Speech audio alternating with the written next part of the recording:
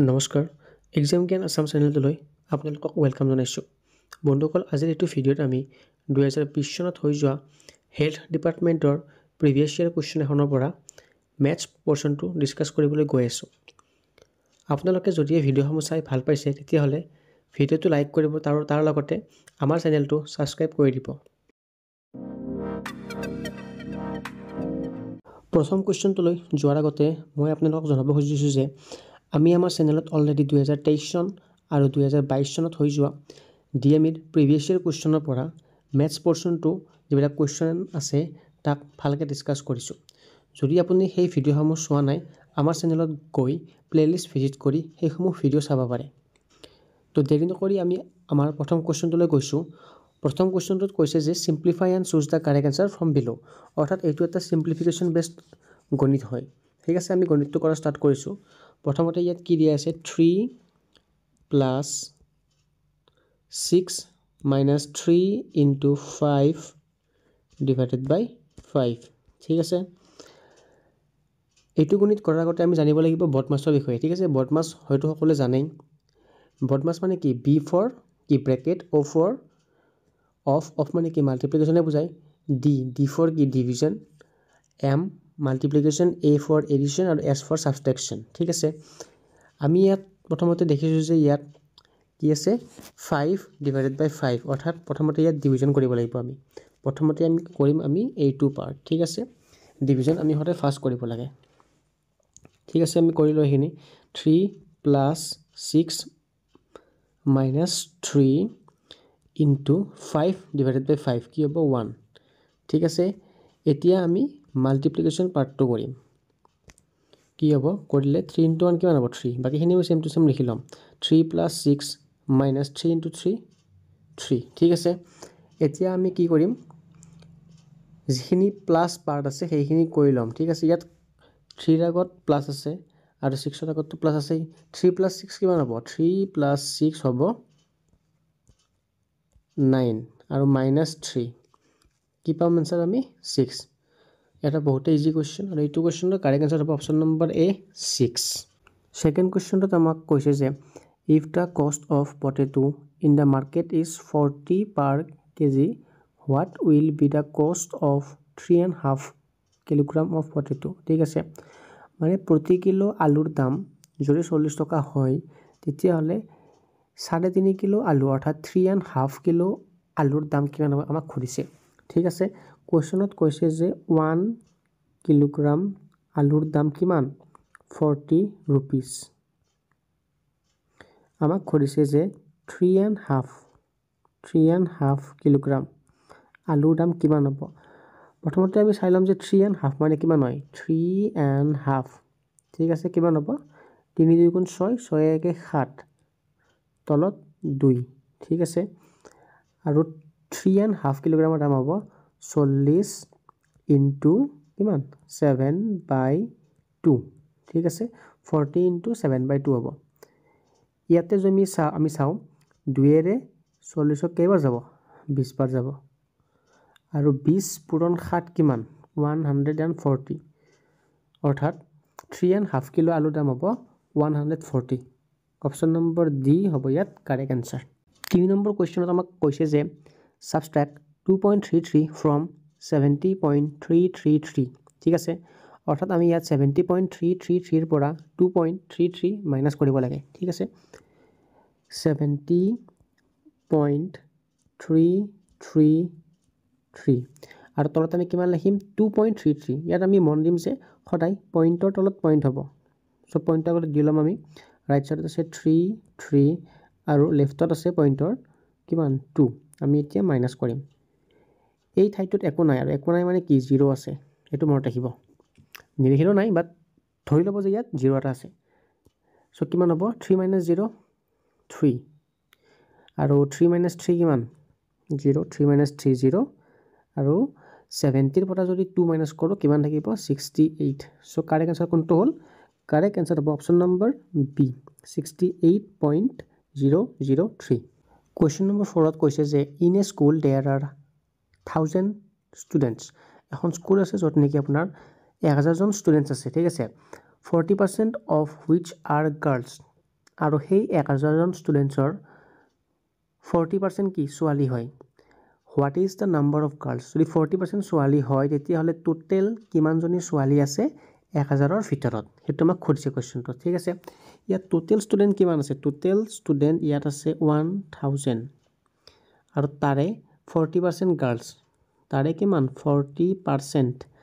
আৰু মই আগতে কৈছোঁ যে পাৰ্চেণ্টেজ মানেই হৈছে 1/100 মানে ইয়াৰ তলত এটা 100 আছে ঠিক আছে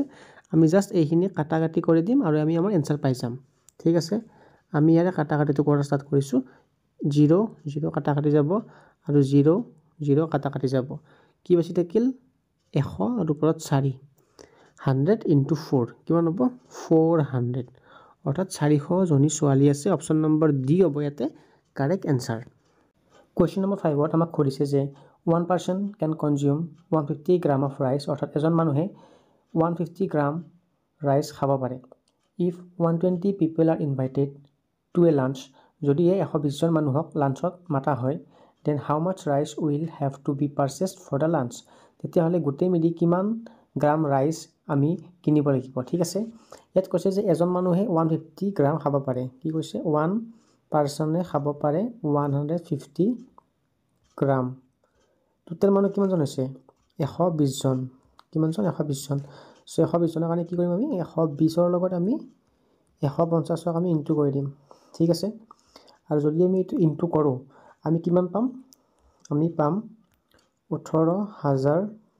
ইউনিট কি আছে এটো গ্ৰাম সো এটো কি হ'ব গ্ৰাম ঠিক আছে কিন্তু যদি আমি অপচনসমূহ চাও ইয়াতে গ্ৰামত এনসাৰ নাই ইয়াত এনসাৰ বিলাক আছে কিলোগ্ৰামত ঠিক আছে আৰু আমি জানো যে আমি যদি গ্ৰামৰ পৰা কিলোগ্ৰামত নিব লাগে তাক আমি ডিভাইড কৰিম কিমানেৰে 1000 এৰে আৰু 1000 এৰে ডিভাইড কৰিলে হেতু কি হৈ যাব হেতু হৈ যাব কেজি ঠিক আছে ইয়াতে তিনিটা শূন্য যাব কাটা আৰু ইয়াতে তিনিটা শূন্য যাব তো কি বাছি থাকিল আমাৰ ইয়াতে বাছি থাকিল 18 সো আমাৰ যেটো কাৰেক্ট आंसर হেতু হ'ব option number B 18 kilogram Question number 6 ত কৈছে যে divide 300 by 37.5 ঠিক আছে আমি ইয়াত 300 ক ডিভাইড কৰিম 37.5 এৰে ঠিক আছে আমি ওপৰত কি লিখিম 300 আৰু তলত আমি লিখিম 37.5 আৰু এই 37.5 ৰ যেটো পইণ্ট আছে তাক গুছাবৰ কাৰণে আমি 10 এৰে মাল্টিপ্লাই কৰিব লাগিব কাৰণ পইণ্টটো এটা সংখ্যাৰ আগৰ আছে ঠিক আছে আমি গণিতটো ইজি কৰিবৰ কাৰণে ইয়াত তলত 10 এটা মাল্টিপ্লাই কৰিলো আৰু তলত যেটো 10 মাল্টিপ্লাই কৰিছো আমি ওপৰতো এটা 10 মাল্টিপ্লাই কৰিব লাগিব ঠিক আছে ইয়ালৈকে আমাৰ ক্লিয়াৰ আছে সো 300 পূৰণ 10 কিমান হ'ব 3000 আৰু তলত থাকিব 375 ঠিক আছে এতিয়া আমি ইয়াক কাটিবৰ কাৰণে চেষ্টা কৰিম প্ৰথমতে যদি চাও 375 ক 5 এৰে যাব কাৰণ পিছফালে মানে এককৰ ঘৰত 5 আছে 5 এৰে যদি চাও 5 এৰে যাব ইয়াক 75 আৰু এইটুক যাব 529 আৰু ইফালে দুটা শূন্য ঠিক আছে ইয়ালৈকে নেক্সট 75 ক আকু যাব 5 এৰে কেইবাৰ 15 5 গুণ 72 ঠিক আছে আৰু 6 ক যাব 5 এৰে কেইবাৰ 12 5 গুণ 60 আৰু এটা শূন্য নেক্সট আমি যদি চাও 15 এ ডাইৰেক্ট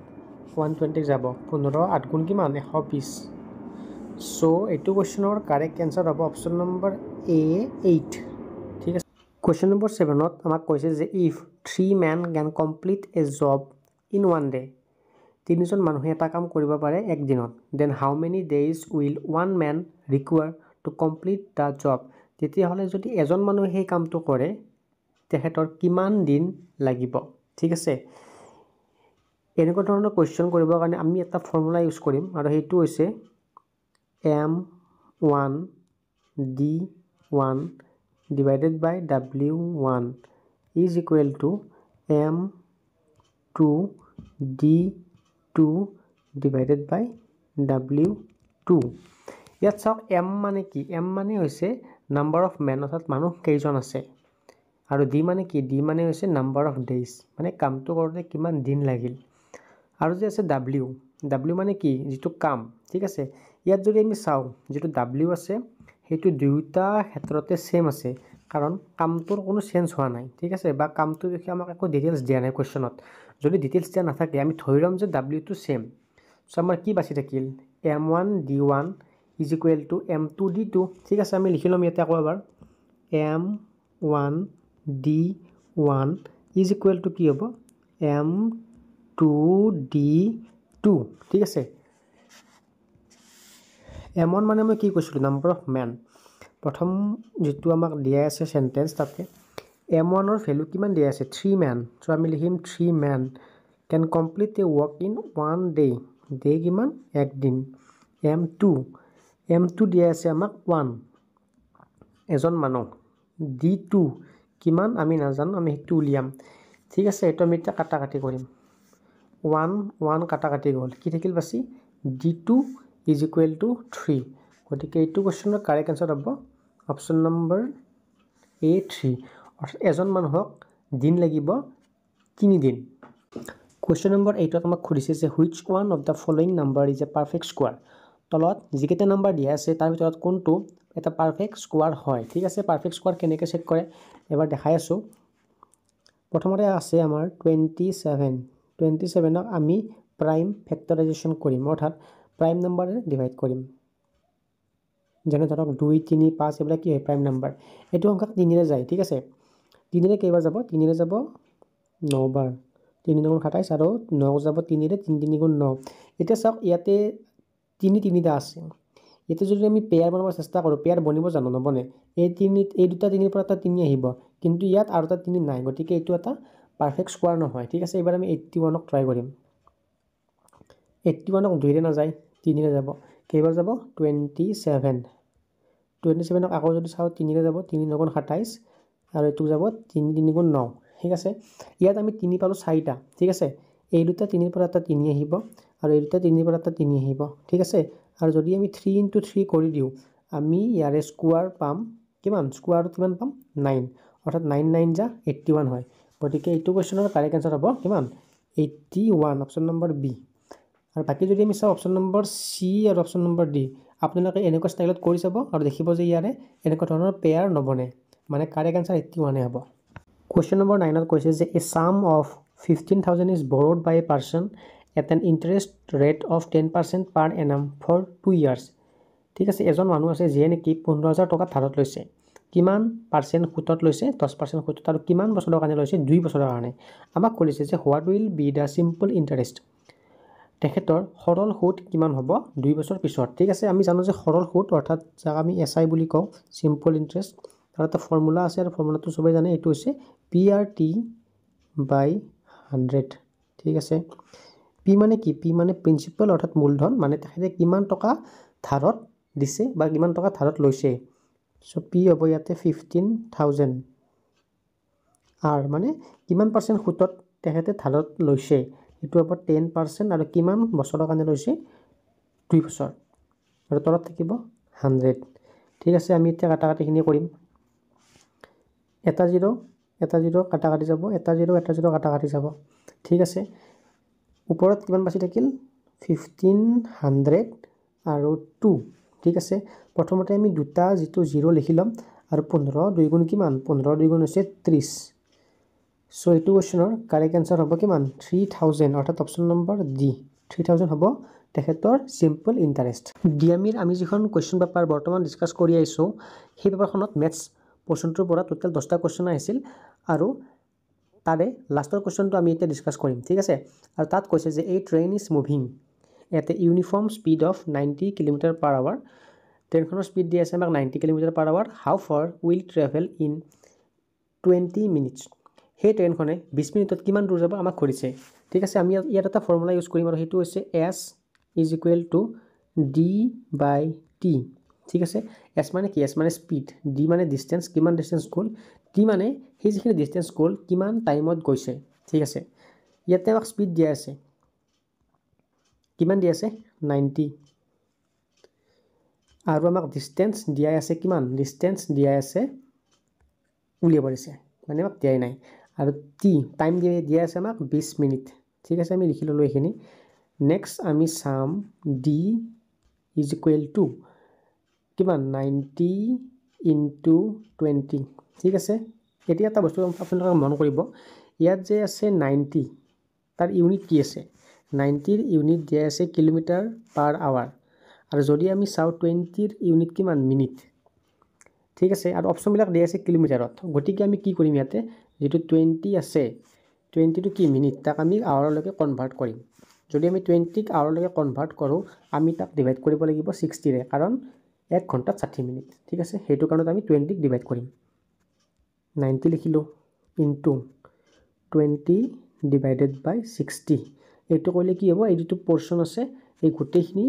আৱাৰলৈকে কনভাৰ্ট হৈ যাব ঠিক আছে আমি এতিয়া কাটাকাটিখিনি স্টাৰ্ট কৰোঁ প্ৰথমতে আমি 0 0 কাটি দিম নেক্সট 2 ৰে 6 যাব 3 বাৰ 2 3 গুণ 6 আৰু 3 ৰে 90 যাব কিমান 30 বাৰ সো d = 30 আৰু ইউনিট কি হ'ব কিলোমিটাৰ আৰু এইটো কোৱেশ্চনৰ কাৰেক্ট আনসাৰ হ'ব অপচন নম্বৰ C 30 কিলোমিটাৰ ঠিক আছে